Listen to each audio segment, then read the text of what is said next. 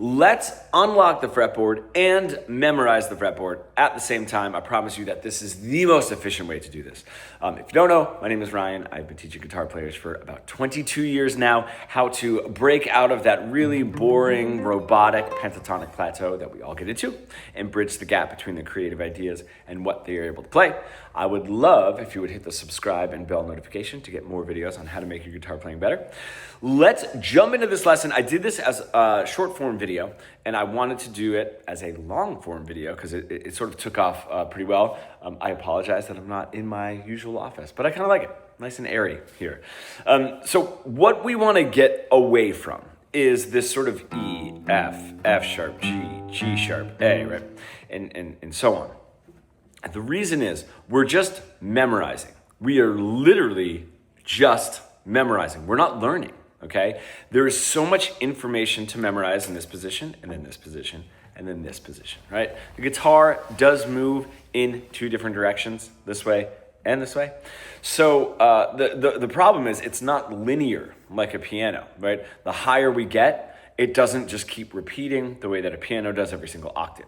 So we have way too much information to memorize, and the worst part is we don't have a goal for that memorization, right? We have nowhere to put it. So once we memorize all of the notes, which we're not really sure why we need to do it, we just either think it needs to be done, or maybe somebody told us at one point, or we think because a guitar player is further on their journey that they could do it, so we have to do it.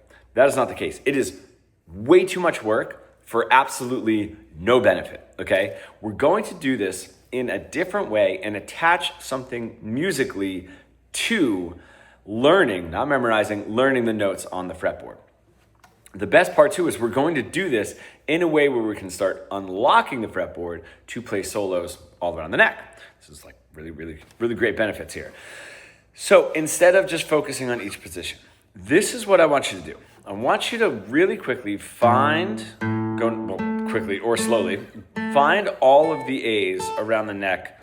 I generally stay 12th fret and below, but I'll get up to that 14th fret in the G string. Okay, now we know where all the A's are, and we're already just with one note all around the neck. Now, of course, we don't know what all of the other notes, in between the A's are, but we are at least just with one note all around the neck. And just play that a bunch, right? Get really used to it. Maybe move it a little faster if you can. And what we're gonna do is to make this functional and applicable to your guitar playing, we're gonna take the minor pentatonic. We're gonna take the A minor pentatonic, because that is, of course, right, the scale that we start using when we start improvising. And so it becomes really constructive to now attach this part, playing solos, right? Playing a scale that's actually usable in this stage in our journey to learn the notes on the fretboard. And we're doing a bunch of things at the same time, but we're learning, not memorizing. I don't know about you guys, but when I went back to college in my late 30s, I had to take a math class. So this is for songwriting, but I went and I had to take a math class. And all I would do was memorize, take the test, and then forget. That's what happens when you memorize. We're learning and we're attaching functionality and applicability. Woo! I'm gonna just try that again for the hell of it. If we can attach functionality and applicability to what we're memorizing or learning, that's where the learning process is. Otherwise, we're just memorizing. And in this case, like I said before, we're memorizing without an end goal. And that's why it just takes so long. So let's get into this application process. If I play my A minor pentatonic, all I want you to do is first finger on each one of those A's. Of course, this gets a little tricky, like when you're playing on either E string, depending on which position you're gonna do, just because you can't go that way on the high E here, and you can't go that way on the low E. But you're gonna go to each one of those A's, you're gonna put your first finger down, and you're just gonna play the first three notes of your A minor pentatonic. A, or 1, flat 3, 4. That's how I want you to do the number system at first. 1, flat 3, 4. The first three notes of the minor pentatonic, and that is the numeric spelling, okay? Do it all with every single one of those A's. You're gonna notice that the position, the pattern looks the same, right? Except there's always a little bit of a difference from the G to the B string because those are only a major third apart from each other, not a fourth the way the other strings are, right? So you're playing that all around. Cool? Great. Now, you're going to go to each one of those A's, and you can put your ring finger down, and you're going to play 3 notes downward of the minor pentatonic. So 1, flat 7, 5. Now, I'm just going to show you this right here in this octave of the first position of our minor pentatonic. What I've done now is I've said, all right, I've got my A, my 1, my root note, 1, flat 3, 4, and then from this A, 1, flat 7, 5, that's my whole minor pentatonic in one octave. 1, flat 3, 4, 5, flat 7, 1. That's how we can start bridging these together. Let's do another one right here. Where I ended that octave. 1, flat 3, 4, and then here, 1, flat 7, 5. I can put that together. 1, flat 3, 4, 5, flat 7, 1. Cool. All right, doing this all around the neck, 1, flat 3, 4, I have my A up here, 1, flat 7, 5, bridge it together. Now the cool thing is, like I did here, you can bridge 2 octaves together, right? 1, 1, and 1, or A, and A. You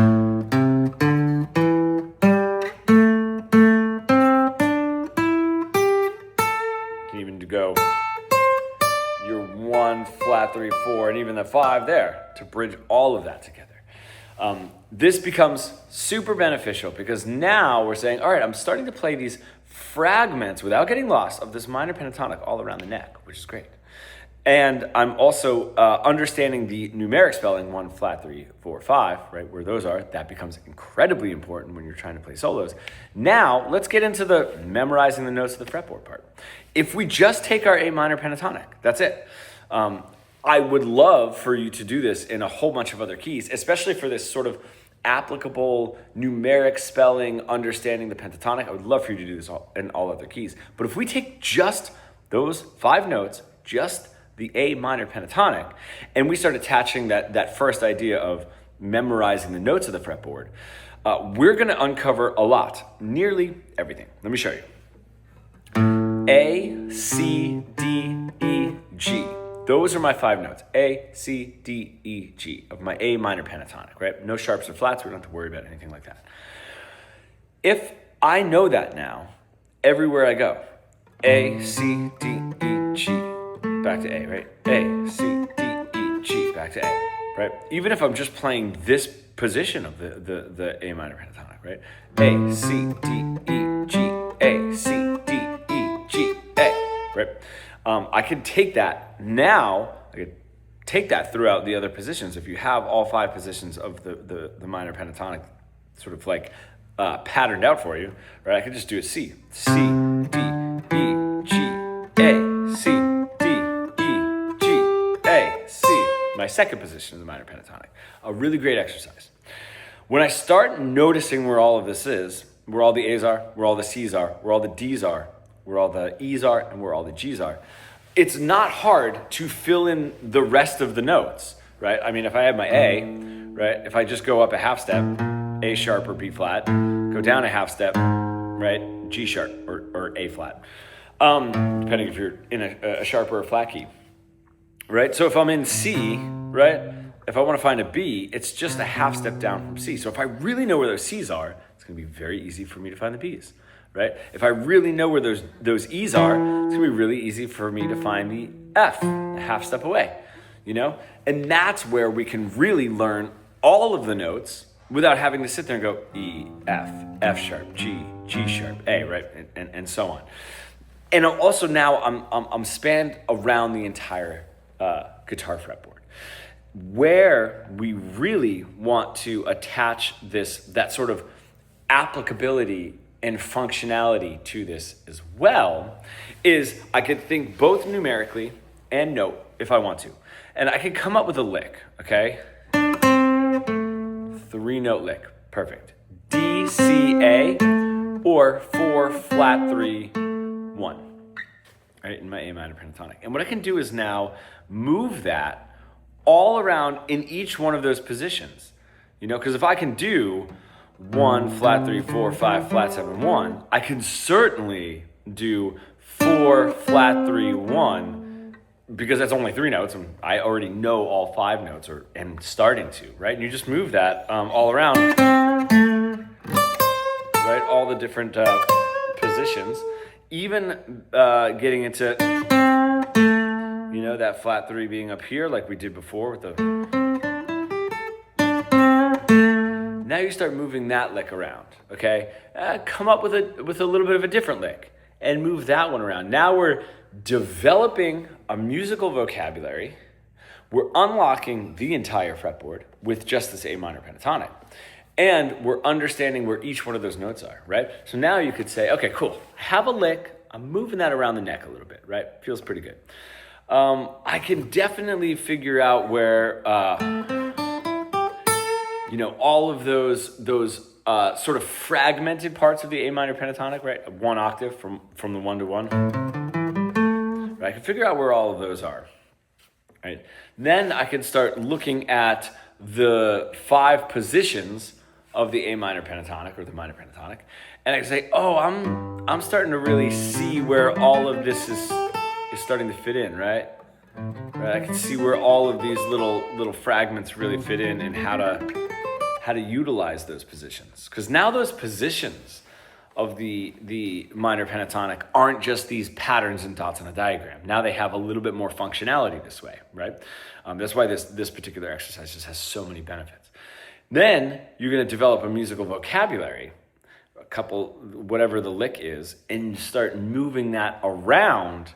And we're really starting to open up the fretboard, and we're doing it with function and with intention, right? And we're combining memorizing the notes of the fretboard, right? Then we're combining opening up the neck, which we want to do to be able to play solos all around the neck, and taking musical vocabulary licks all around the neck as well, and attaching not just the numeric spelling. Numeric spelling is great because if I change keys, I don't have to worry about the notes, right?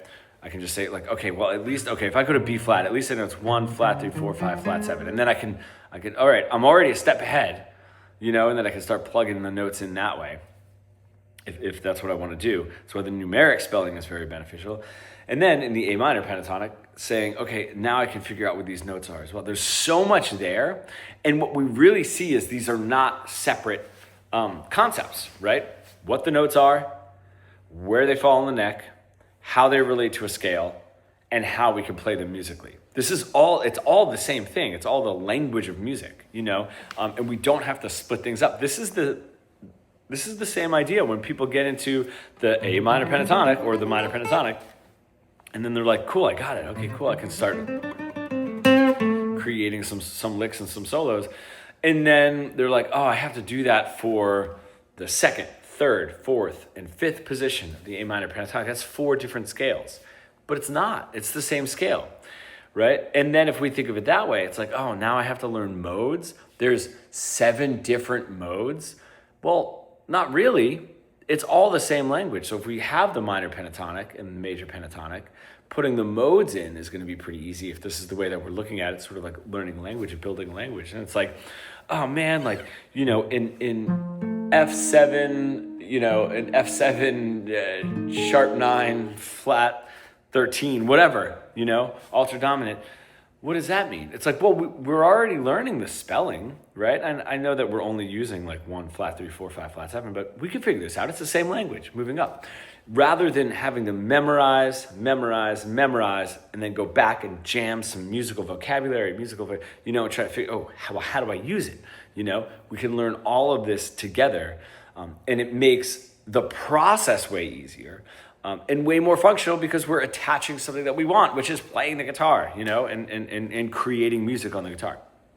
So that is going to be your exercise to really unlock the fretboard. And the cool thing, like I said, is it has something musical attached to it. If you're learning guitar solos, like your favorite guitar solos, whether it's like Jimmy Page, or, like AC/DC, whomever, blues stuff, Stevie Ray Vaughan, you'll look at it, you'll learn those licks, and you'll be able to say like, oh, I know what's going on there. and then sort of look at it and say, oh, I actually also know like what notes those are. So I hope that this helped, because I find this so much better and so much more functional. You know, I think when a lot of people come to me and they say like, hey, I want to learn all the notes on the fretboard. I mean, really the thing is why, right? Because even if you know all of the notes on the fretboard, right? If you sat there and you memorized, I have no idea how long that would take somebody, but if you memorized all of the notes on the fretboard, it still turns into, well, what are you gonna do with it, right? But if you can start creating some music, right? And then moving that around the neck, and then also learning the notes of the fretboard. Now we have intention, and we're not memorizing, we are learning. So that all being said, if you are an intermediate guitar player that's sort of stuck in that boring, sort of robotic pentatonic plateau that we absolutely all get into, and you really want to bridge the gap between your creative ideas and what you are able to play, becoming fully fretboard fluent, you comment pro below or check out the link to a free training that I have. I go through why we get stuck in those plateaus and 3 really great steps, not just to break out, to start creating better guitar solos with those 3 steps, but also a little bit of a mindset to make sure that you don't get stuck in the next plateau. And you can use these sort of mindsets moving forward in your learning so that you don't get stuck again. And like I said, there's stuff to use right away to make your guitar solos better today. So thank you for watching, and I will see you in the next one.